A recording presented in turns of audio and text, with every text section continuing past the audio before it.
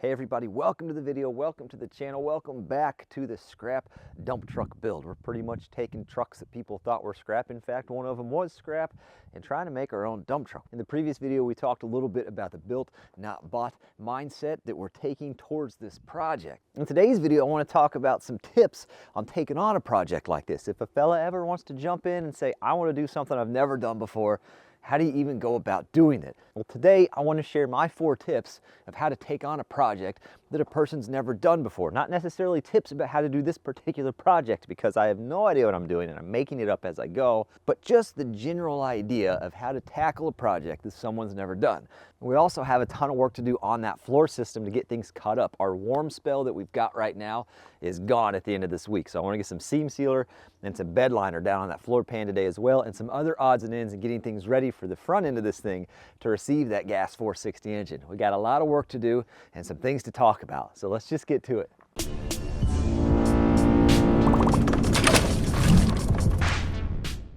So I'm going to be using Eastwood Seamstealer, not a partnership, not a sponsorship. Bought this off Amazon. A ton of people recommended it, so we're going to try it out and see how it works. Instructions are key. Do not smoke. That's a good idea. Paintable in 60 minutes. Seals cracks, crevices, and body seams. That's good. We got a lot of them. Briefly stir material with a stir stick. Will do. Rebrush entire seam for uniformity. Probably won't. Not high on my list. Okay. And I use that POR15 paint as my primer, considering how bad this whole floor pan was. And it's pretty slick. It's got a little texture to it, but not a lot. I feel like we ought to scuff it up before we do anything. We'll get that scuffed up and ready, and we'll talk about tip number 1. So tip number 1, finding a forum for the project you're working on. And there are tons of Super Duty forums. I can almost assure you, if you're wanting to do a project, there's a good chance you're not the first person doing that project, and a lot of people have gone through the woes that you're going through to try to figure out the best way to do it. Whether you're in the research stage or the build stage or just doing up the final details, I guarantee you there is a forum out there with well-educated people on that particular topic that can help answer your questions. And I even have some tips for the forums.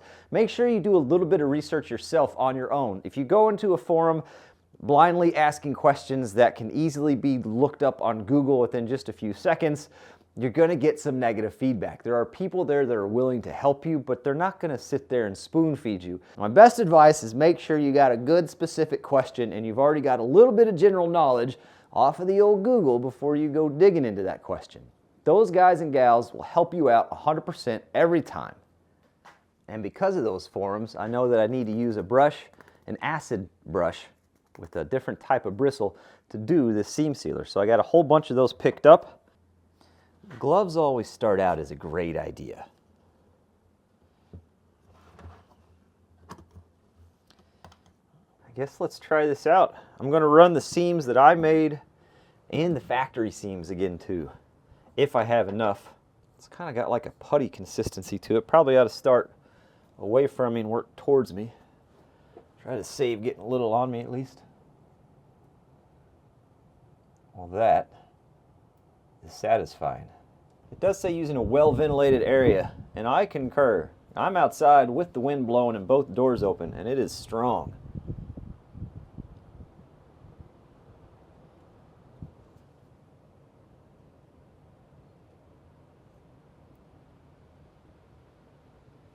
I don't know why this brings me so much joy, but it sure does. That is a level of satisfaction I did not expect.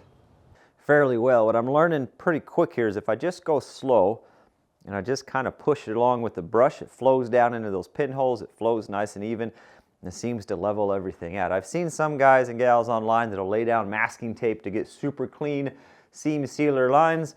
I'm not all that concerned about it, considering we're getting ready to roll some bed liner over top of this. It says paintable in 60 minutes. It also says for automotive use only, so if you're thinking about using it on your crown molding, probably would hold off on that.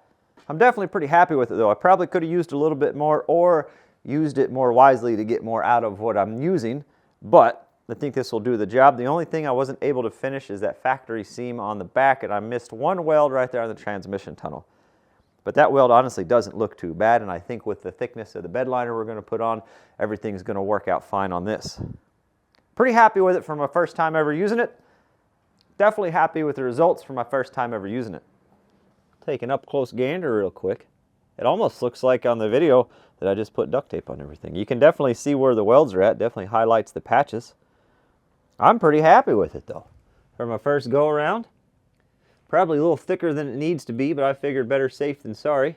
So we'll let that dry for a little bit and then we'll do a couple coats of bed liner to finish this floor pan off. So we're actually going to tackle some odds and ends here getting ready for the engine to get inside of this. One of those things being, these are the engine mounts that came off that other F350 we got for free, and that's what we have to accept that 460 gas engine. So I've got 2 of these, and I need to get those cleaned up, kind of descaled a little bit, and painted so they're ready to mount on the frame. Cleaned up pretty good, not too bad. The only other thing I need to do before we paint it, that's supposed to be somewhat straight, and we still got a rivet in there.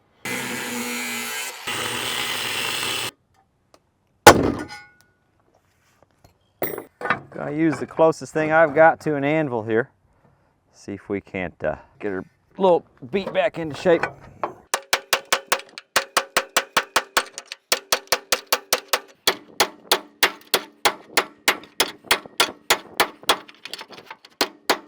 Looks like it's straight off the line. Maybe not straight off the line, but off the line. I don't hate it.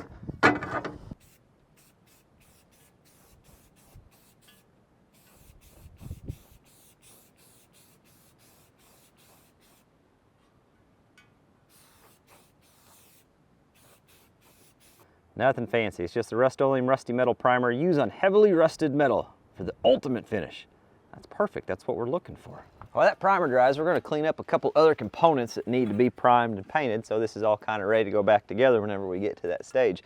And it's time for tip number 2, make videos. And I don't mean necessarily for YouTube, I mean just make some videos to help you along. Because see, I got this component and I know where it goes.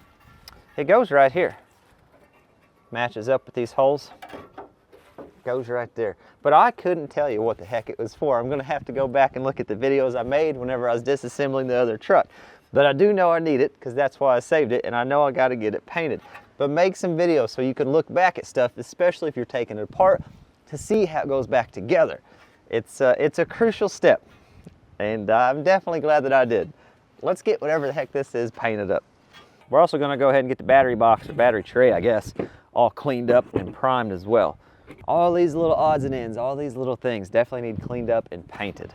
And we'll go ahead and jump into tip number 3 while I'm getting this stuff cleaned up and primed. So not only will the forums be a great place, but another fantastic resource is Facebook. If you find a Facebook group for what you're doing, that's going to be a great resource to have. So the forums are great because there's tons of information, and there's also tons of information on the Facebook group. But let's say you run into a part like this that you're taking off of something and you don't think you can fix it and you got to find a used one somewhere. What I've found is those Facebook groups are fantastic places to find those hard to get parts. A fella can get on eBay and try to find some new old stock and things like that if they want, but as far as used parts go, which I suppose you can also find on eBay, it's a lot easier to find those on those groups, and people are posting stuff for sale all the time. And if you kind of monitor that group and pay attention to it and watch the discussions to see what people are talking about, every now and then you'll kind of pick up who's got the stuff that you need. And being able to find decent used parts is crucial, because this is the battery box that came off the free scrap F350 we got. And this is the one that came off the Super Duty, and it's in good enough shape we're going to use it, but I still got to do some repairs. Being able to track down good used parts on a project like this, pretty crucial. The biggest thing I need to do with this box is just get that bent back, and then we're just going to re-weld that crack right there. It's got a big hole there, big hole there. I'm not too worried about any of that. I think the rest of it's going to be okay. It's got the start to a crack right there, so we'll run a weld there as well.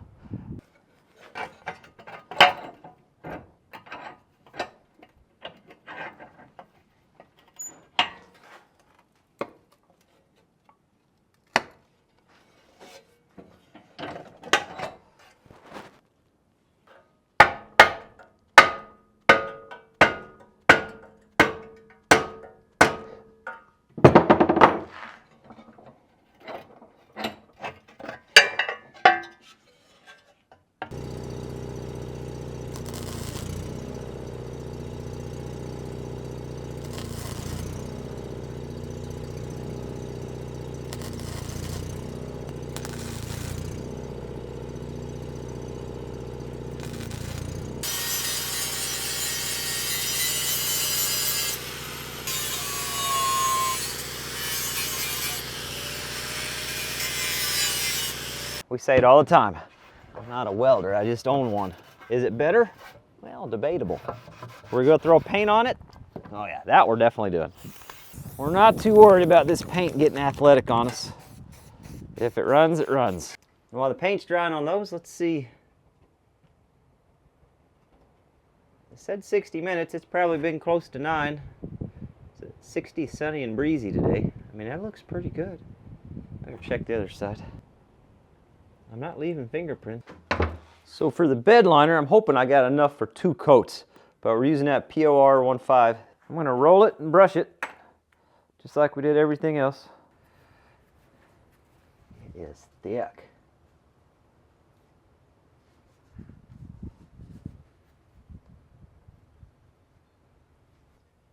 We're gonna go up the back, just those bottom of those ridges. I'm not gonna tape a line or anything. We are gonna go up the cab just a little bit.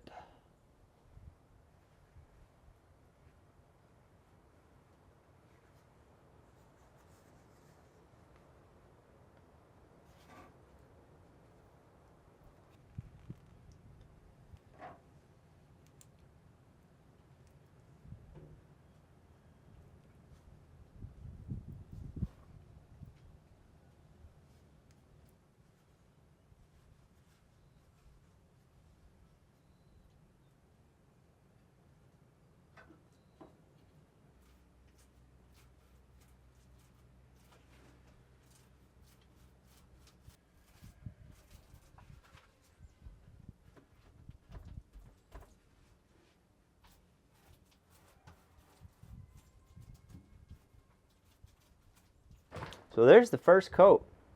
And I'm telling you what, this floor pan's shaping up pretty nice. I was hoping to do 2 coats. And according to the very small print that you're probably not going to be able to make out on camera, this is supposed to do 100 to 120 square feet. Now, I'm no mathematician, but I don't think that adds up to 100 square feet. But I definitely used every drop that was in that can just on the first coat. So if you're going to use the POR 15 bed liner, just know it's not going to go as far as the can says, which is pretty typical. That's on me, honestly. I should have just ordered 2 of those just in case. I do think she looks good, though. Stick with this feeling. Ride this feeling, Mike. You got to ride the highs, buddy. Let them carry you through the lows. Okay. This primer's definitely dry, though, so that's good. We're just going to use the very high performance enamel. Again, the horsepower we're adding to this thing with the quality of paint.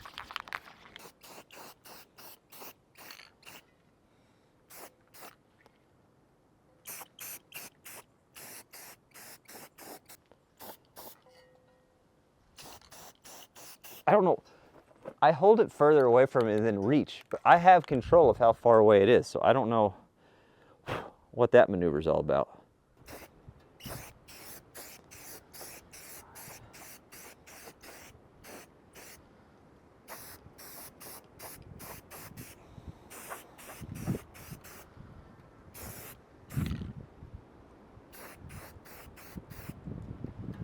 Those hanging on the paint rack drying out. Very nice. So I got all the truck parts over here. This is all the stuff that came off one of the 2 trucks. This is the heater box. I don't know the technical term that we're going to use. And I suspect the core is bad and I got a new core in. So I want to go ahead and swap that out real quick. Technically that is the chainsaw workbench, but it's taller so it's a little bit easier to work on stuff like this. Let's see what size those are. I don't know if this heater core is actually bad, but I do know it's not the most fun to do once it's back in the truck. I figure we'll go ahead and change her out.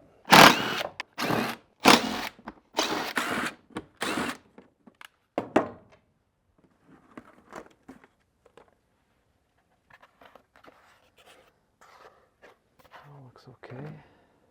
There we go.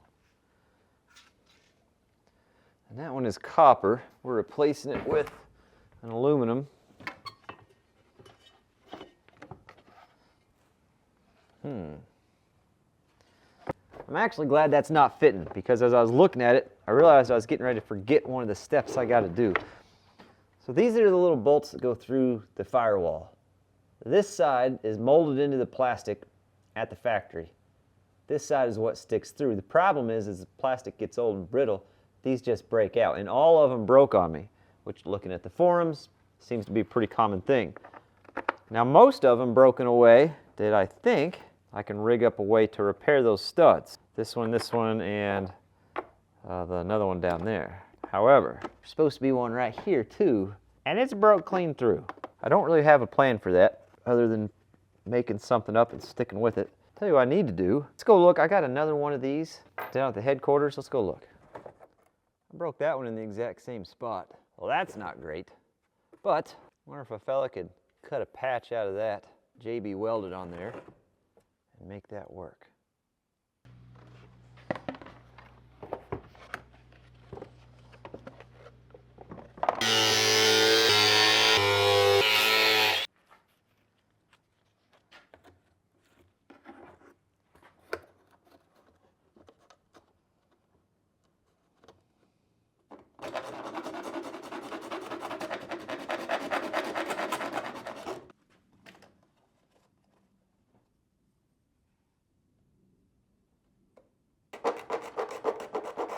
I got this solution. I think I do anyway.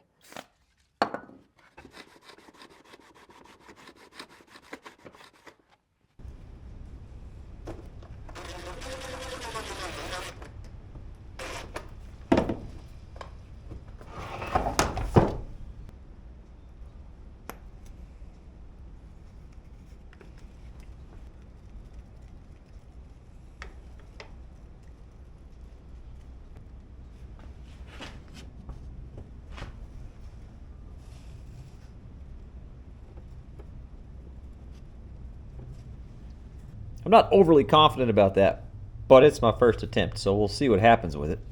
While that primer's drying, I want to take, I think, just a flap wheel. It's not some very deep rust. It's kind of just right there on the surface. And I need to get all this sealant off. We'll take a flap wheel, get that all cleaned up around that thing. This is set. That's good to go. So I'm not worried about a mess coming through there because at this point we'll just be able to blow it out with the blowgun. I hear something. Where's it at? What are you doing over there, boss?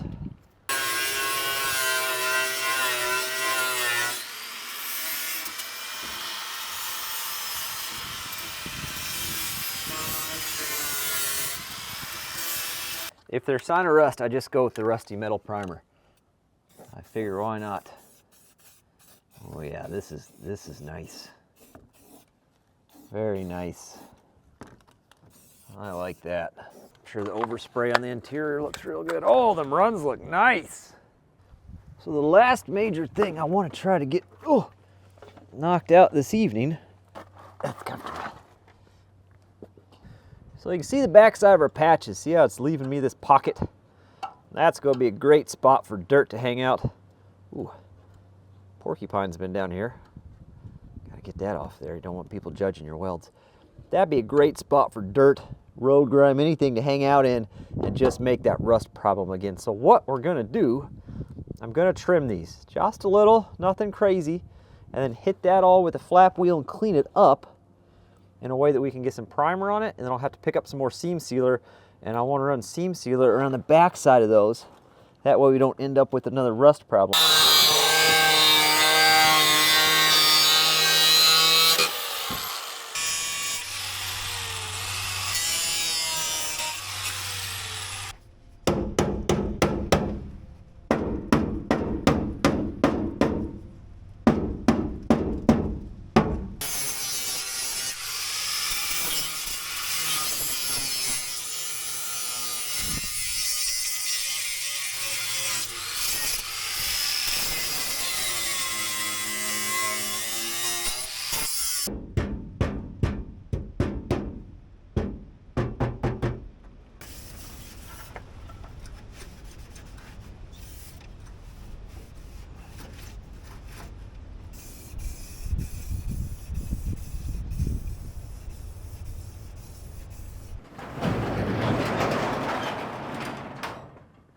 Right, it's a new day. It's probably been a couple days, I guess.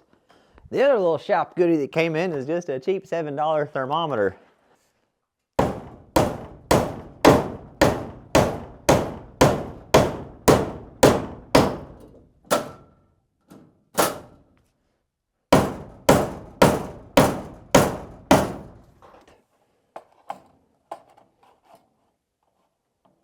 This should hold it. Well, now let's see if we can get that heater core snug down in here. It'll fit in the space, I just don't know if we can get it in the space. So okay, there's the difference. They're the same height and width, but on this one, it's clipped. See how it's clipped right there, and this one goes square across? If this one was clipped just like that, it'd slide right down in there. That is not gonna work. So I actually called my local mom and pop shop, and I said, what's the chances you have a heater core for a 1987 F350 that had a 460 in it? He said, I got one on the shelf. I said, how much? He said, for you, $139. I said, what if it's not for me? What if it's for somebody else? He said, oh, $39. So he gave me the someone else price. They're awesome down there at Schaefer and Paul in Intel City. They always have what I need, and I should have started there in the first place. Notice the clipped corners. See how that's gonna work? Pops right into place. I'm gonna finish getting this put back together, put some new foam on it, make sure everything's lining up nice and neat, and it looks like it's gonna work pretty well for me. Then we're gonna get this slid into the truck. Just so you know, the next video we're working on this, which we're gonna stay on this series for a while, hopefully until we have a good running rig out of it. We're gonna start working in the engine compartment, getting it pressure washed out, getting things cleaned up, doing some rust restoration on the inside of those fenders so we can get things cleaned up. It's gonna be a lot easier to do this stuff now before we put the engine in, obviously, so that's gonna kind of be the goal for the next video. So this is the other end of the operation. This is the fan out of that 1987 F350 that we got for free, and actually everything works really well on it. We bench tested it when we took it out of the truck. Pretty happy with it, just gotta get that motor cleaned up. She's looking a little crusty. Tip number 4, know a guy. My guy is Clint from CNC Equipment. Hey, Clint. Yeah, Clint. Clint, how you doing? Hey, Clint, quick question for you. Hello? Hello? I'll signal out here. Clint is the go-to guru on Ford Super Duties. He's done tons of projects with them, drives one himself. In fact, I think they just dropped a Cummins in one on his channel, which is pretty daggone cool. And he has been incredibly helpful throughout this project for me. But I will still give you the same warning I did with the forums and the Facebook. I'm not gonna sit there and text and call Clint every time some little minor thing I can't figure out comes out. I gotta put that time and research in on my own. One, if all I do is ask questions for every step of the way, I'm never gonna learn. And two, I don't wanna bug him like that. So I get on the forums, I get on the Facebook, I go through the manuals, I do my research, and when I get to the point where I need a tiebreaker decision, a whole bunch of people say do it this way, and a whole bunch of people say do it this way, I give him a call or shoot him a text. And he has been fantastic and helped me out a ton on this build so far. I don't think he's gonna take credit for anything when it's all said and done, because it's probably not something that he's gonna want his name on, but he made the mistake of giving me a big old sticker, so it's gonna be on there somewhere. It's gotta be. So both those are pretty much ready to go back in. We've got these fellas over here. Those are all ready to be installed. Of course, we got some more parts that need to be cleaned up and gotten ready to be installed. And I already said it once, but next video we're gonna be in here getting this all cleaned up, power washed, going through any rust spots treated, and starting to get some of this stuff up here installed and ready to go, stuff that's gonna be easier to get in now before we drop that engine in. And then some following episodes we'll start getting the engine ready so we can get it slipped in. And as far as underlining the bottom side and seam sealing the bottom side, that's definitely on the plan. I only did that spot right there because that's gonna be hidden by the transmission once it's slid in. Eventually we'll take the backhoe and pick the butt end of this thing up in the air, get her propped up where we can get it cleaned up underneath with seam sealer and underliner and everything. Get this thing cleaned. I want this thing to last for a while and be reliable. I cannot thank you guys enough for watching. I'm truly appreciative that you take the time out of your day to sit here and watch me work on this stuff. A lot of people think I'm doing this project for content. I don't do stuff for content. I just film my life and I share it with you guys, and I'm fortunate enough that there's a group of people that enjoy watching it. So I truly can't thank you enough. We'll be right back on this on the next video. Hopefully those tips help you out if you ever decide to take on a project that seems a little bit out of your reach. Nothing's really out of your reach. It just depends how much time, money, and patience a feller's got, really. And the insurance, you're gonna want, sometimes you want really good insurance.